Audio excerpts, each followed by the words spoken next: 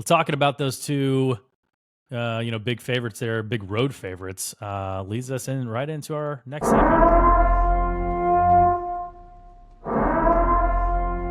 That upset alert alarm. Production, It baby. is upset alert time for possibly the last. Maybe we'll do it. Maybe we'll do it in the postseason. We'll see. But I'm going to start off, and I'm going to put the last two games we talked about in upset alert: Tennessee at Vandy, Miami at Syracuse. Vanderbilt is the one I'm more confident in. Them taking care of business. We've seen them do it multiple times this year. Yeah. And I just think, like given what you said about Tennessee on the road and everything, this is going to be a tough game for them to win. And like you mentioned, the crowd, Pavia almost thrives better when he looks up in his home stands and he sees all that orange. Like I think he almost plays better.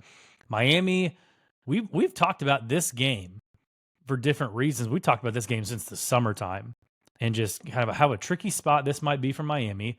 We kind of threw on the fact, maybe they'll have the ACC locked up already, and it won't matter what the result of this game. They just got to win the ACC to get in the playoffs. Well, they got to win this game to get in the ACC championship game. And I know he's been better, like we just said, 7-0 straight up and 6-1 against the spread. But I mean, how trustworthy really is Mario Cristobal in a game like this? Like in a gotta have it game against a team that you're definitely favored to beat. So I'm going to put Tennessee and Miami on upset alert, and that would cause quite a bit of chaos. Yes, it would. Yes, it would. I'm putting Texas on upset alert for all the reasons that we talked about earlier. I just think with the huge opportunity here that A&M has in this bitter rivalry that they've got, Texas in College Station, Texas A&M's defensive front, Mike Elko. What an awesome coaching matchup, by the way, as far as Sark, the offensive savant versus the defensive savant, and Elko. But I do think that crowd and that atmosphere and the defensive front for A&M getting after Ewers, I do think that will cause problems for Texas. If they don't get pressure, then I do think that Texas can have a lot of success in the downfield passing game. But I do think that A&M is going to get pressure. I do think that Marcel Reed in the read option game and the run game is going to be able to make enough plays on offense against Texas. And I think A&M can get it done and win this game straight up. So, again, I've already put out A&M at plus 5.5 as a best bet. And I do think that they can win this game straight up. I'm with you on that one. Yep. Best bets on our live show last night. I gave out a couple at the end of the show. I'm on Iowa minus 3.5 on Friday night on NBC at home against Nebraska. It was 5.5. It's actually dropped down to 4.5 right now. So the line's still there. It's back down there. We'll probably see some more light movement. We always get those Thursday, Friday line movements. So I just think Nebraska has a little bit of a hangover from finally making a bowl for the first time since 2016. Going on the road, I don't care who's playing quarterback at Iowa anymore. I believe in Kirk Ferentz, and that defense is going to probably give the freshman quarterback some fits. So we'll see. I got Kansas. I got them earlier in the week. Took them straight up to win at Baylor when they were plus 105. They're now minus 115. So I'm on the Jayhawks to keep it rolling. They got to get a win to get to the bowl game too. Army minus 7 up in West Point, noon kickoff. Probably pretty chilly up there in West Point. UTSA going outside, playing a team that, like we said, they haven't had a lot of success. They've lost 3 out of the last 4 times they played Army. They lost by 8 last year as 7-point favorites. I just think Army rights the ship. I think Bryson Daly, finishes out the season on a high note there. And they've still got the Tulane game to look forward to. So took Indiana minus 27.5. They're currently 28.5, 29. I just think that Purdue is the worst team in the FBS. We said there was a very real possibility they could go 1-11, and this puts them there. I know they had a good showing against Michigan State last week, but IU is going to bounce back from suffering their first loss of the season. It's going to be chilly in Bloomington, 7 p.m. kickoff there.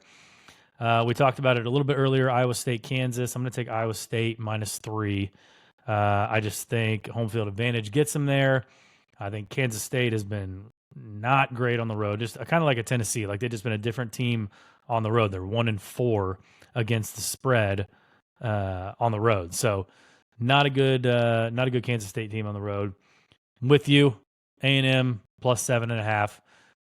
And I'm probably gonna do a little money line sprinkle there. A couple I'm thinking about.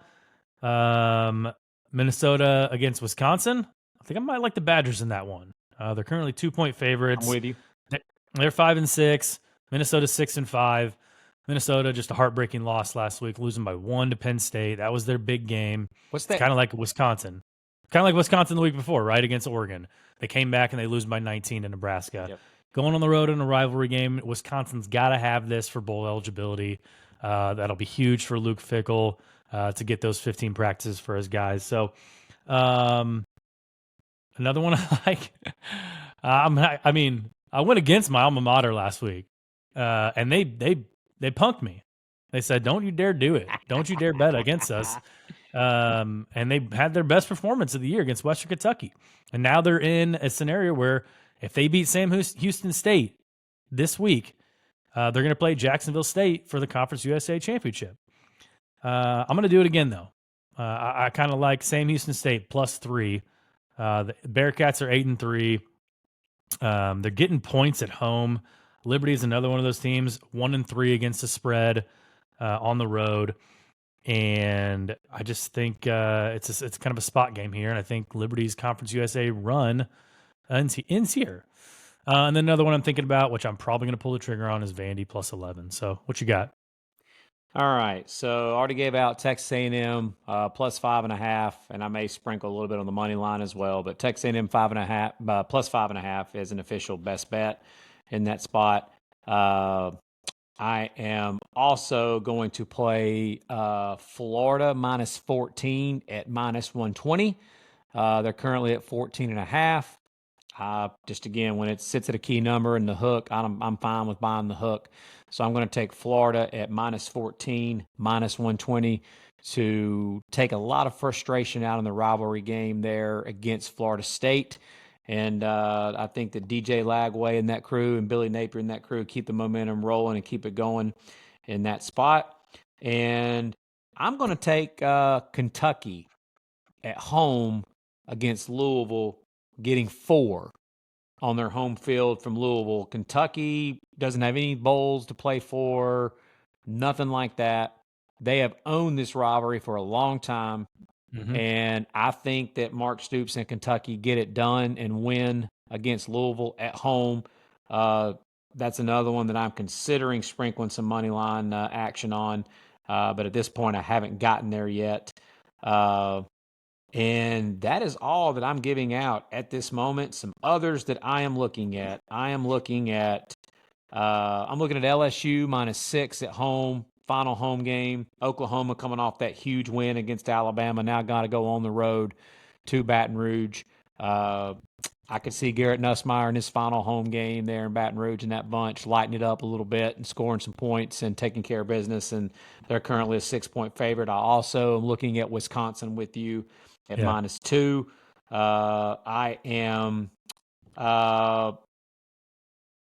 I'm considering laying the wood with Oregon in their final home game against Washington and just 19 points. I'm considering laying that as well.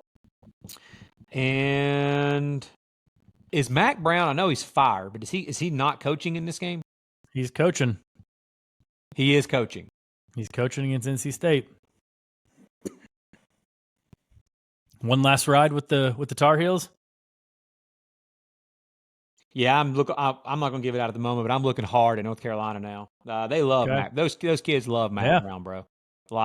And they have a chance to keep their rival NC State away from making a bowl. Like I know NC State wants to make a bowl, but now this being Mac Brown's final game, I may take a hard look at that. Yeah. And then one other one that I'm looking at.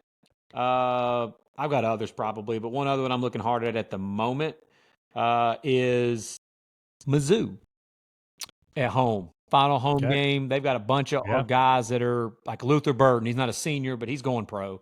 A couple of those other receivers, they're done after this. Brady Cook, final home game for him as well. Some of the most successful players in the Missouri program over the last 20 years, this is their final home game. It's a rivalry game versus Arkansas.